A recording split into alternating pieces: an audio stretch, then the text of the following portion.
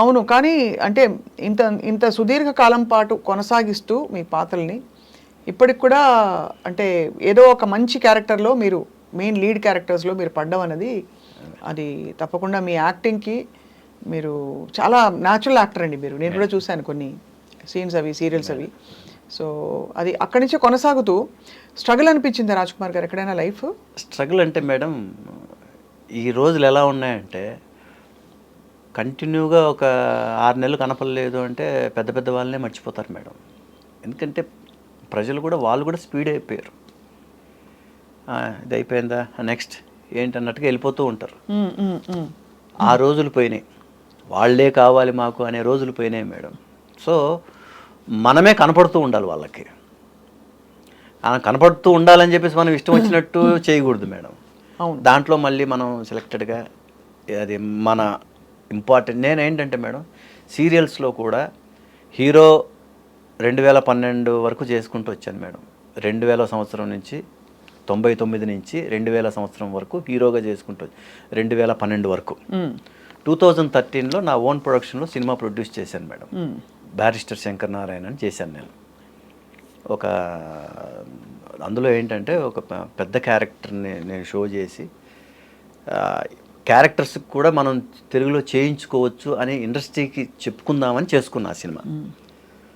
సరే, అది ఆ సినిమా ఆ టైంలో కొంచెం డబ్బులు పోయినాయి. సినిమా బాగుందన్నారు కానీ 2013లో 3 కోట్లు పోయింది మేడం. అమ్మో, పెద్ద అమౌంట్ అండి. పెద్ద అమౌంట్ మేడం, పెద్ద అమౌంట్. ఎందుకంటే సినిమా మొదలుపెట్టిన ఫస్ట్ శుభం షాట్ దగ్గర, దాన్ని ఏమంటారు, ఓపెనింగ్ షాట్ దగ్గర నుంచి, ముహూర్తం నుంచి సినిమా రిలీజ్ చేసే వరకు పబ్లిసిటీతో సహా అన్నీ నేనే చేసుకున్నాను మేడం.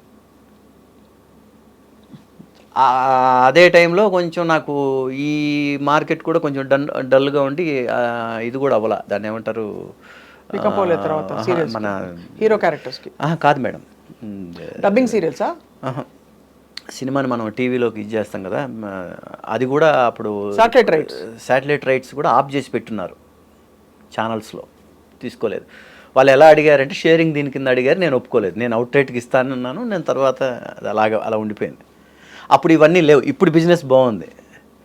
ఇప్పుడు డిజిటల్ అవి ఇవన్నీ చాలా వచ్చినాయి. ఇప్పుడు 2013లో అవన్నీ లేవు. ఓన్లీ శాటిలైట్ ఉండేది అంతే మాకు. మొత్తానికి ఇచ్చారా శాటిలైట్కి? అది ఇవ్వాల. నేను అలాగే నేను అవుట్ రైట్కి అయితేనే ఇస్తాను. ఓటీటీకి ఇచ్చేయండి హ్యాపీగా.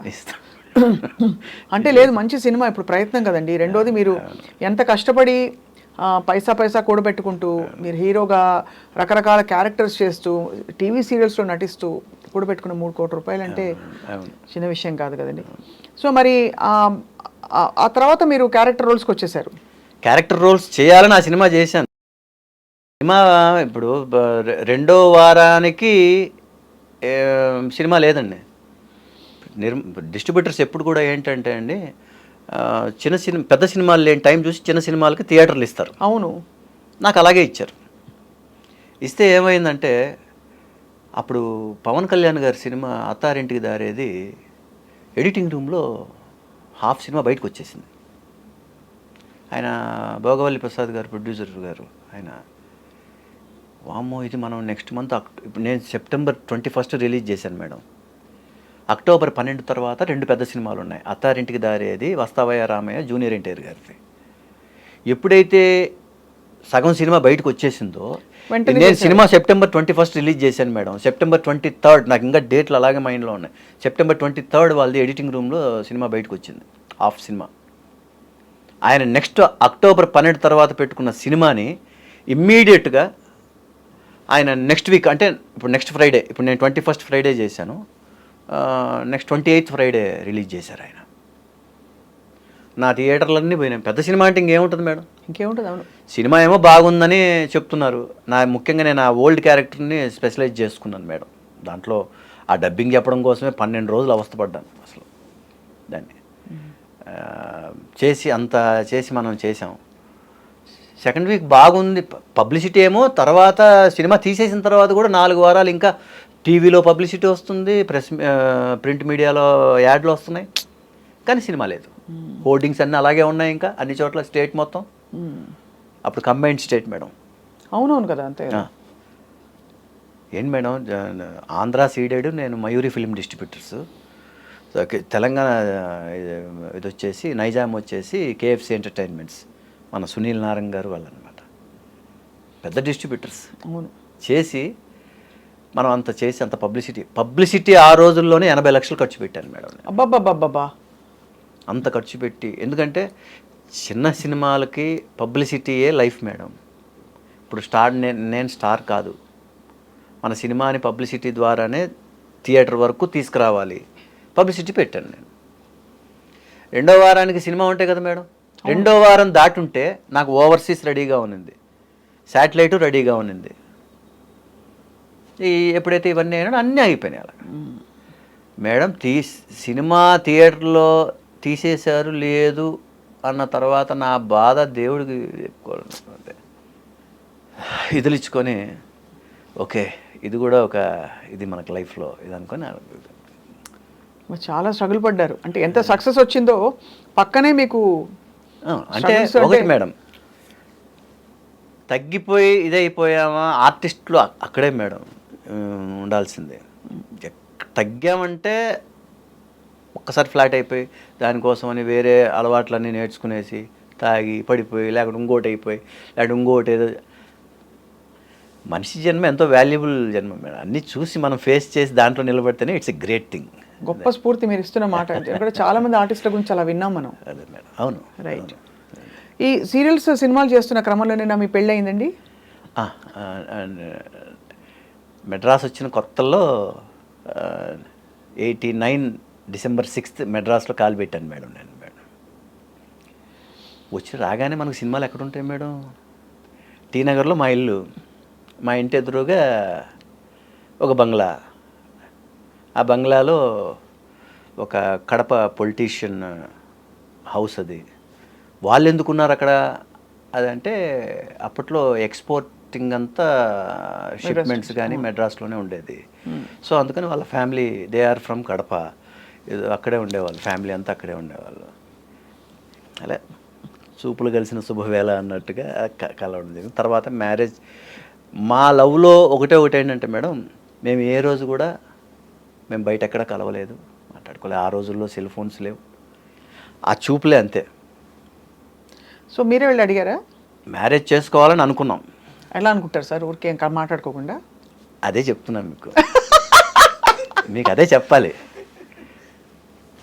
ఆ అమ్మాయి ఏం చేసిందంటే, నా వైఫ్ ఇంటి నెంబర్ చెప్తే ఫోన్ నెంబర్ తెలుస్తుంది కదా, మా ఓనర్స్ నెంబర్ కింద వాళ్ళు ఓనర్స్ ఉంటారు, మేము పైన ఉండే ఫస్ట్ ఫ్లోర్లో ఉండేవాళ్ళం.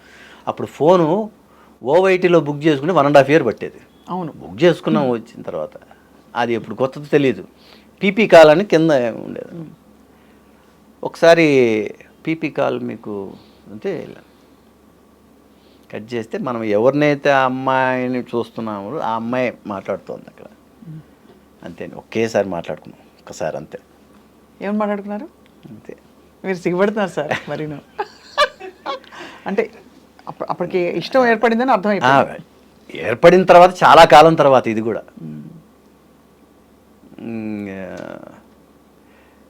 మీరెందుకు అలా వచ్చి చూస్తున్నారు మీరు, అది బాగలేదు అన్నట్టుగా అర్థం. నేను ఇష్టపడుతున్నాను. నేను ఇష్టం అంటే అదే, నేను పెళ్లి చేసుకుంటాను మిమ్మల్ని అన్నాను. అంతే అండి, అంతేనా. ఫోన్ కట్ చేసింది అమ్మాయి, సైలెంట్గా చూస్తుండేది అలా. కొంతకాలం తర్వాత వాళ్ళు ఇల్లు ఖాళీ చేయించారు. ఇంట్లో తెలిసినట్టుంది. ఎందుకు అని అడిగితే తర్వాత నేను మా ఆవిడని అడిగితే ఎందుకు తర్వాత ఉన్నట్టు ఖాళీ చేశారు ఇదంటే, నువ్వు అన్న మాట మా అమ్మతో చెప్పాను, మా అమ్మ మొత్తం ఇల్లు ఖాళీ చేయించి తీసుకెళ్ళి. సో అయితే మరి తర్వాత అంతే అండి, సెట్ అయిపోయింది. ఏం సెట్ కాలేదు. 90లో మొదలైన ప్రేమ 95లో పెళ్లి చేసుకున్నాను నేను. అప్పటి వరకు మరి ఇల్లు ఖాళీ చేస్తే మీరు ఎలా కలిసేవారు? ఏం లేదు, 92లో ఇంటికి వెళ్ళిపోయి తాళి కట్టానండి ఫస్ట్ టైం. అంతే. తను కూడా ధైర్యంగా ఒప్పేసుకున్నారు. అంతే అంతే. అప్పుడు నన్ను ఉయ్యాలు ఊపి పడేసినట్టు ఊపేసి పడేశారు. అప్పుడు తర్వాత ఆ తాలిబొట్టు తీసుకెళ్ళి తిరుపతి హుండీలో వేసారు. ఆ అమ్మాయిని తర్వాత చెన్నైకి రానివ్వలేదు. తర్వాత ఆ అమ్మాయి మర్చిపోయినట్లు ఇది చేసి ఆ అమ్మాయి ఇంక మర్చిపోయిందిలే ఇంక తీసుకెళ్దాం అన్నట్టు అలా తీసుకొచ్చిన తర్వాత మళ్ళీ 95లో ఇద్దరం వెళ్ళిపోయి గుళ్ళో పెళ్లి చేసుకొని ఇంకా ఆ తర్వాత ఇంకా శుభం. మా పెదబాబు పుట్టిన తర్వాత మళ్ళీ కలిసాం. ఆ టైంలో దొరుకుని ఉంటే ఇంకా కడప వాళ్ళ సంగతి మీకు తెలియదు ఏముందండి అసలు. అసలు ఆ టైంలో పెద్ద అదొక హిస్టరీ మాది మ్యారేజ్. అంటే అప్పుడప్పుడు మా నాన్న అంటుంటాడు, ఒరే నీ జీవితంలో నువ్వు ఏం చేస్తావో ఏమో నాకు తెలియదు కానీ అన్ని సెన్సేషన్స్ లాగానే మమ్మల్ని టెన్షన్ పెడుతుంటావు అనుకో అంటుంటాడు. సైలెంట్గా అమాయకంగా ఉంటూ నువ్వు చేసే పనులన్నీ ఇలా ఉంటాయంటారా ఉగ్రంగా అన్నీ అంటుంటాడు. నాకే అనిపిస్తుంటుంది ఏంటి మా నాన్న ఇలా అనేసరికి నేను సైలెంట్గా ఉండి ఇలా చేస్తున్నానా అని ఆలోచిస్తుండేవాడిని నేను. అసలు నిజంగా ఆ టైంలో దొరుకుని ఉంటే మాత్రం అసలు ఇబ్బందులు గొడవలు అయిపోయాయి. ఇబ్బందులు కాదండి అసలు సెన్సేషన్. ఆ టైంలో రామనాయుడు గారు కూడా పిలిచి 2 సిట్టింగ్లు మన పరుచూరి బ్రదర్స్తో కూర్చోబెట్టి ప్రేమించుకుందాం రా సినిమా. సర్జాన్సీ జయంత్ గారు డైరెక్టర్ గారు. ఎలా మొదలైంది మీ లవ్, ఎలా మొదలైంది మీ ఇవి ఏంటి, ఎట్లాగా ఇది, ఇవన్నీ సీన్స్ అన్నీ నోట్ చేసుకుంటూ అన్నీ చెప్తుంటే అన్నీ. సో అంటే మీకు ఇంటర్ కాస్ట్ అని అబ్జెక్షనా వాళ్ళకి, లేకపోతే సినిమా యాక్టర్ అని అబ్జెక్షనా, లేకపోతే ఏదైనా? సినిమా వాడు అనేది ఫస్ట్ అబ్జెక్షన్. అవును. సెకండ్ అబ్జెక్షన్ వచ్చేసి ఇంటర్ కాస్ట్. ఇది మేము నాన్ రెడ్డీస్, మేము వాళ్ళు రెడ్డీస్, మేము వీవర్స్ అంటారు కదండి, చేనేతలు ఇది అంటారు కదా, అదనమాట మా క్యాస్ట్. సో వాళ్ళకి మెయిన్ అది. అప్పటికే అమ్మాయితో చెప్పారంట, లేదమ్మా మన క్యాస్ట్ ఏంటే డబ్బు కోసం అని కాదు, లేదంటే వాళ్ళు ఎంత ఆస్తిపరులు లేదంటే ఇంకోటి అవన్నీ కాదు, మన క్యాస్ట్ ఏంటో చేసి ఉండేవాళ్ళం అమ్మ.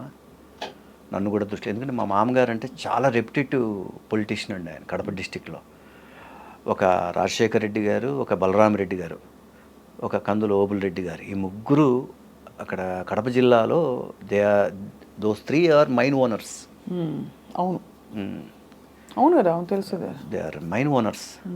ఇప్పటికీ రాజశేఖర రెడ్డి గారి ఫ్యామిలీకి మా మామగారి ఫ్యామిలీకి బాగా దగ్గర రిలేషన్స్ అనమాట. మొన్న కూడా ఒక మ్యారేజెస్ అన్నీ అటెండ్ అవుతాం. ఇంట్లో లేడీస్ వాళ్ళు ఇప్పటికీ మాట్లాడుకుంటుంటారు. నేను బాగా తెలుసు వాళ్ళందరికీ. రాజు అని పెద్ద భారతి మేడంతో సహా అందరు. అంటే జార్జి రెడ్డి గారు మిస్సెస్ పెద్ద ఆవిడ ఉన్నారు కదండి, అవును, భారతమ్మ గారు, తర్వాత వసుంధరమ్మ గారు, మొత్తం సరస్వతమ్మ గారు, మొత్తం అందరూ బాగా ఇప్పటికీ బాగా ఫ్యామిలీ ఫ్రెండ్స్ అన్నమాట.